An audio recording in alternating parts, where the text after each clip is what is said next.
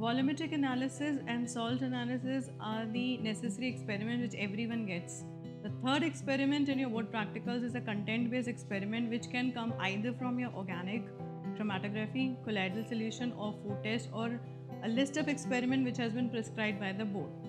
Okay, coming to the one that we do it in our labs, this is your identification of organic functional group in the given unknown organic compound. Okay, so the moment the sample is given to you, first you will note down the physical properties, or you will have the preliminary observation, something like a color, smell, state, solubility, action on litmus. For example, you all know your alcoholic group will be colorless. That will depending on the sample to sample. So after looking at the sample only, you will make the observation whether the sample is colorless or it is having a pink color or a yellowish tinge or whatever. Smell, again, it could be a pleasant smelling like your aldehydes, or it could be offensive smelling, something that you know. State, whether it's in the liquid form or in the solid form. For example, benzoic acid is in the solid form but acetic acid in the liquid form. So the state you will mention in the solubility in water and the action on litmus. When you discuss the action on litmus, then phenol and amines are important. Phenols are acidic in behavior and amines are basic in behavior. Respectively, they should show that action with the litmus. The first test we do is test of unsaturation. You all know what is a bromine water test. So we use that test to the organic compound. You add either bromine water or KMnO4, alkaline KMnO4. With the bromine water, the observation in case of presence of unsaturation is bromine water is decolorized. Even with alkaline KMnO4, the observation is the same. The KMnO4 will be decolorized. Now, most of the compounds that we take, usually unsaturation is not given, but you're supposed to write it as the first test. Now, moving on to the functional group that we need to identify. The first functional group that you do is your alcoholic group. The two tests are acetyl chloride test and your ester formation test. In the acetyl chloride test, you will add acetyl chloride to your sample. You will get white fumes of HCl. To identify that the fumes are due to HCl, you will bring a rod dipped in ammonia near the mouth of the test tube. Intensification of the vapors or formation of dense white fumes of ammonium chloride will indicate the presence of your alcoholic group, which is due to the formation of HCl. Ester formation test, I think everyone knows. You will take your alcoholic sample. To that you will add small amount of acetic acid, few drops of concentrated sulfuric acid and heat it over a water bath. You should get a sweet smelling compound, which is basically your ester. Formation of ester with acid will indicate the presence of your alcoholic group. If you have this observation or the first observation itself, you continue for the rest of the test. In case your first observation itself is negative, you move on to the next functional group. Now suppose if you have added acetyl chloride, you have no observation, no need to do ester formation. You can move on to the next functional group, which is your phenolic group. For phenolic group, we have two tests, neutral ferric chloride. If you add that to a phenolic group, you will get a violet coloration. The other one is your Lieberman's test. Okay. If you have observation with any one of these, you will continue with both the tests, or the important test is your neutral ferric chloride test. If you get positive, you do Lieberman's, otherwise you leave it there. Moving on to the next group, your aldehyde group. Now all of you are aware of what is 2,4-DNP. Your 2,4-DNP is nothing but 2,4-dinitrophenylhydrazine. You know the reaction of your aldehyde group or carbonyl group with your amino derivatives. When you treat your aldehyde, or for that matter a ketone, with 2,4-DNP, you get yellowish or yellowish orangish precipitates are formed. So you will take your organic sample, add 2,4-DNP, wait for some time. If you get a yellow PPT, that will indicate the presence of your carbonyl group. Now this test is common to both aldehydes and ketones. Now to distinguish between the aldehydes and ketones, we carry out further tests. If 2,4-DNP test is positive, that means your carbonyl group is definitely there. Then you try to find out whether it's an aldehyde group or whether it's a ketonic group. For aldehyde group, we do Schiff's reagent test. With Schiff's reagent, you will get a violet coloration. Silver mirror test. You can prepare your tolerance reagent. This is also your tolerance reagent. This test is tolerance test is also another name for it.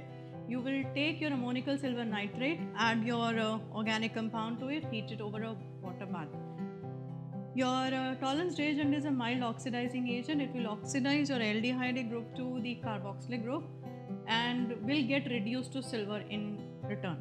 So what that silver will be seen as a silver mirror on the sides of the test tube. If you get this positive silver mirror, that means your aldehyde group is present. Fehling solution. You have two Fehling solutions, Fehling solution A and Fehling solution B. You will take your organic compound, add solution A and solution B, and again heat it over a water bath. If you get a reddish precipitate of copper oxide, Cu2O, then it will indicate the presence of aldehyde group, otherwise not. If you get these positive, then it's an aldehyde group. If none of the test is positive, you will move on to your ketonic group. The first test for the ketonic group is the same as for aldehyde, that is your 2,4-DNP test, which indicates the presence of the carbonyl group. Second test is sodium nitroprusside test, in which you will again have a violet coloration. To the sample, if you add sodium nitroprusside, you have a violet coloration which indicates reddish or violet coloration, which will indicate the presence of your ketonic group. To find out the kind of ketonic group, if methyl ketone is there, that means something like an acetaldehyde or an acetone where you have CH3CO group present, you can do something which we call as the iodoform test. To the organic sample, you will add sodium hydroxide and solid iodine, heat it over a water bath, you will get a yellow PPT of iodoform. If yellow PPT of iodoform is obtained, that will indicate the presence of your methyl ketonic group, which is basically your CH3CO.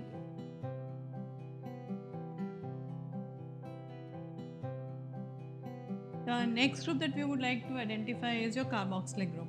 Carboxylic group, as you know, is an acidic group, so it will show a change with the litmus solution. The confirmatory test is your sodium bicarbonate test and ester formation test. In sodium bicarbonate test, to this organic compound or organic sample, you will add a sodium bicarbonate solution, or even solid can be taken. What you will observe, the reaction of a carbonate or a bicarbonate, whatever is the reaction with an acid, the same reaction will be observed here, because this is an acidic group. That means colorless, odorless gas with brisk effervescence will be evolved, which will be carbon dioxide. You can test the gas with lime water. If lime water turns milky, then the gas given out is CO2. Another test is your ester formation test. Now you will take your organic compound. To this you will add your alcoholic group or an alcohol. Add few drops of concentrated H2SO4. Warm it over a water bath. You will observe sweet smell of ester. Now if sweet smell of ester is obtained, that means that particular compound is your acidic. Now the reaction with an alcoholic and an acidic group is the kind of reagent that we use. When we are testing for alcohol, then the reagent added is your acetic acid. When you are testing for carboxylic group, then the reagent that you are adding is your alcoholic group. That means you will be adding ethanol. That is the difference that you should keep in mind while doing the ester formation test for an alcoholic and a carboxylic group. Again, if you observe something, then you will continue with the rest of the test. Otherwise, you move on to the next one. The next one is your amino group. Now, amines are basic in nature. That is something that you all know. Now, therefore, they will be soluble in dilute acids. So, you will take a sample, organic sample, add small amount of dilute HCl. The sample will be soluble. That means no separate layers would be observed. If no separate layers is observed, that means the compound is miscible with dilute HCl, which is indication of the presence of amino group. The next is one of the most important tests, which is known as your azodite test.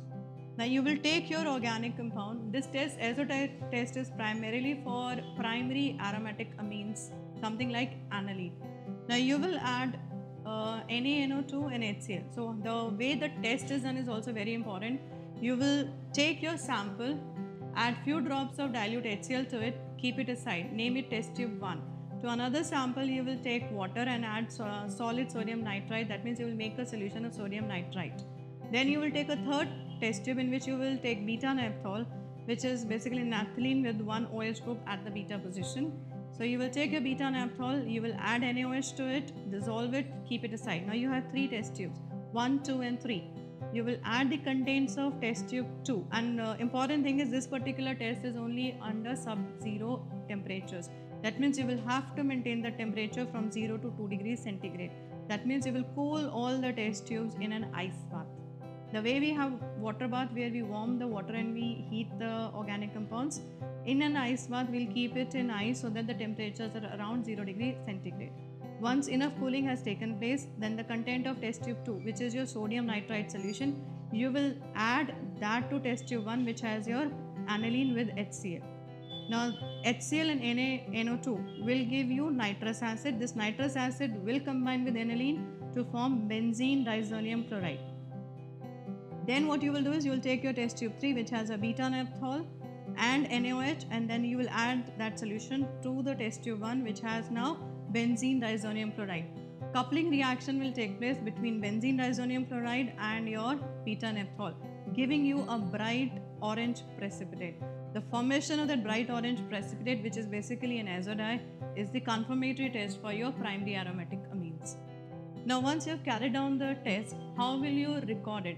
As you all know that recording or writing in your exams is equally important than compared to doing it. This you will be writing equations, number 1. Number 2, this distinguishing between tests is also important from your theory perspective. As you all know that 2 to 3 marks of distinguish between is always asked in your boards. So do them carefully and nicely. The way you will write will be aim. Now aim, I have written it over there. The same aim you will write it over here. Then physical properties, again color, smell, solubility, action with litmus and so on. After that you will make the table the way you have made for your salt analysis. That means 4 columns, serial number, experiment, observation and inference. For example, if I want to do it for alcoholic group, so I'll write down serial number 1. I'll do in the experiment you will write down the test for unsaturation. Again complete sentences to a given sample of organic compound, add KMnO4 or potassium dichromate or potassium permanganate in the presence of potassium hydroxide. Observation, you should have some observation. If it is not there, whatever, write that. Then on the basis of that, whatever is your inference. The only important thing is after you have done the analysis, now suppose if you have aldehyde group, you will write down the test only pertaining to aldehyde group. No negative tests are needed in the table. Okay, in salt analysis you were writing the negative test. Here you will only write the test which is there for that particular functional group. If you have amino group, then you will only mention these two. Before that you will do the test for unsaturation. That's it. Observation, whatever is your observation and inference. Now here again the important thing is you will be writing both. Like when I say in amino group, you will mention like this NH2 and in the bracket you will write amino group present. So both the formula form and the written form, both should be there. Once you've completed the table, you will write down the result. The functional group present in the given organic compound is this. Now you will never mention the name of the compound even if you know it. Okay, it will not be something like acetaldehyde. You will mention aldehyde group, carboxylic group, ketonic group and so on. Again, for example, if I am writing from this, I'll say NH2 and then I say amino group.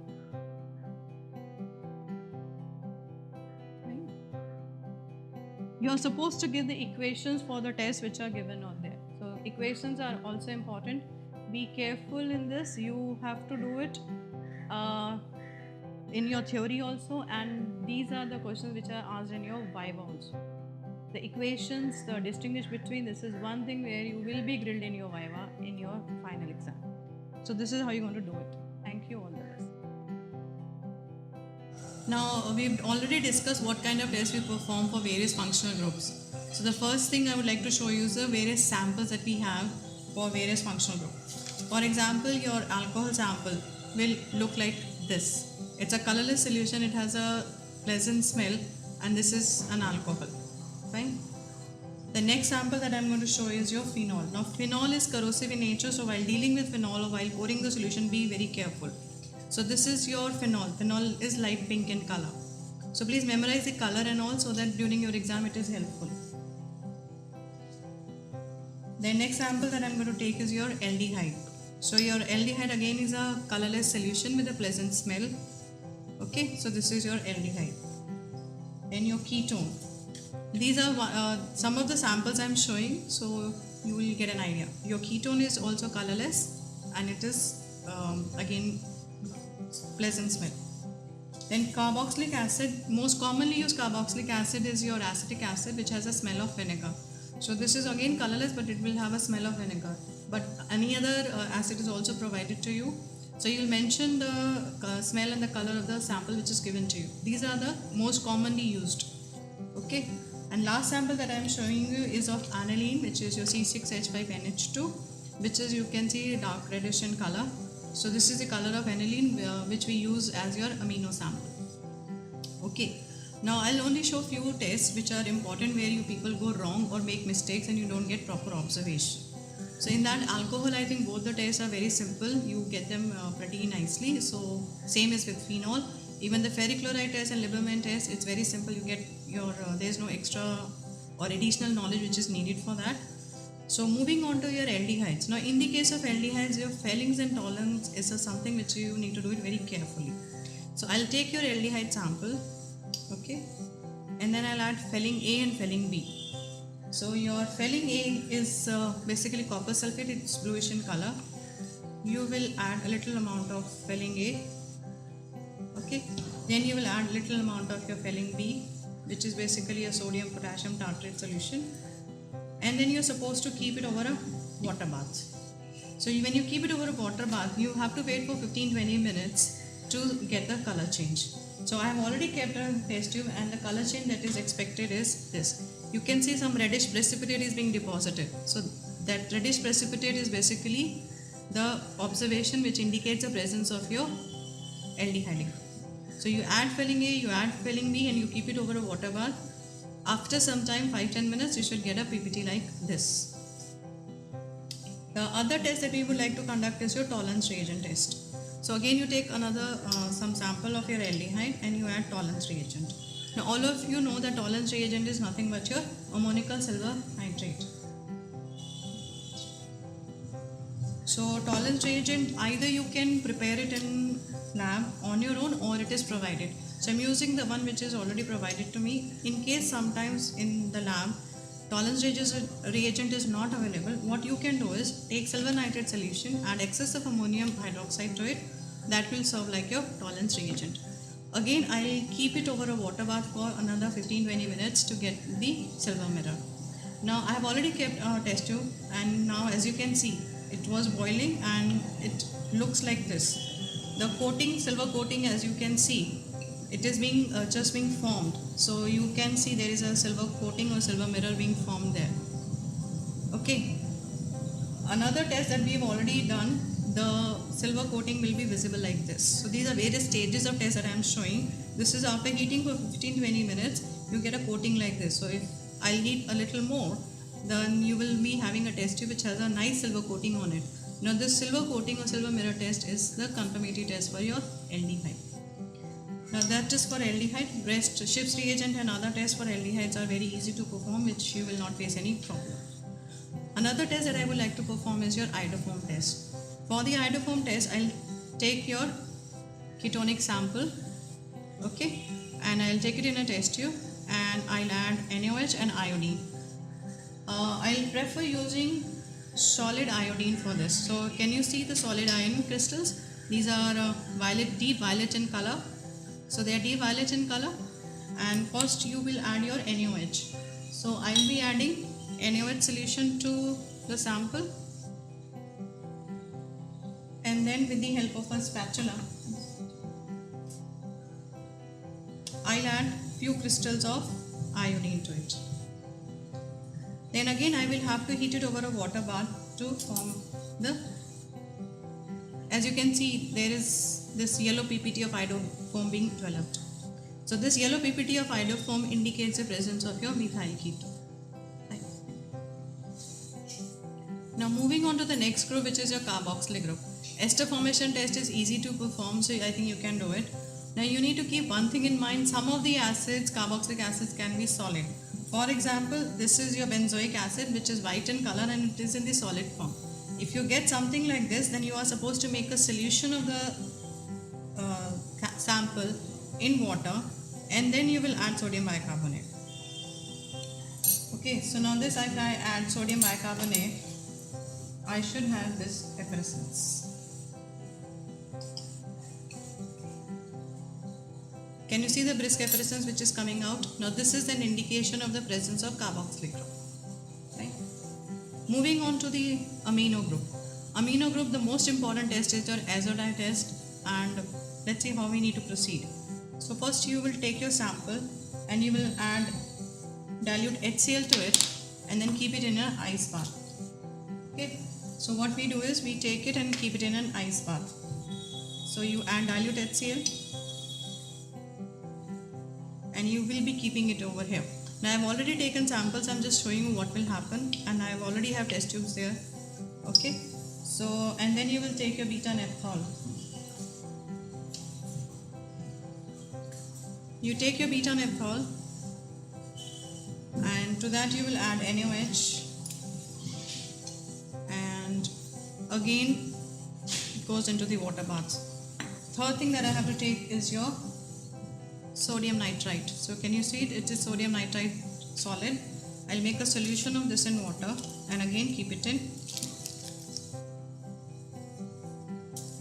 Okay, so you can make a solution of it and again you can keep it in the ice bath. Now you need to keep it in the ice bath for around 5 to 10 minutes and keep checking. If the test tubes are really cold, then what you can do is you can mix it. Now this is your aniline to which we have added HCl. This is your sodium nitrite solution and this is your beta naphthol. Remember the order. To the sample, first you will add your sodium nitrite solution. Okay, now this is having HCl, this is having sodium nitrite. HCl and sodium nitrite will give you what? Nitrous acid, which will give you benzene disonium chloride. And after that you will add your beta naphthol solution. So when you mix beta naphthol solution, keep it over ice bath, you will get a, can you see a reddish PPT being developed? If I keep it in ice bath, it will turn into an orangish precipitate, which is basically your azodite.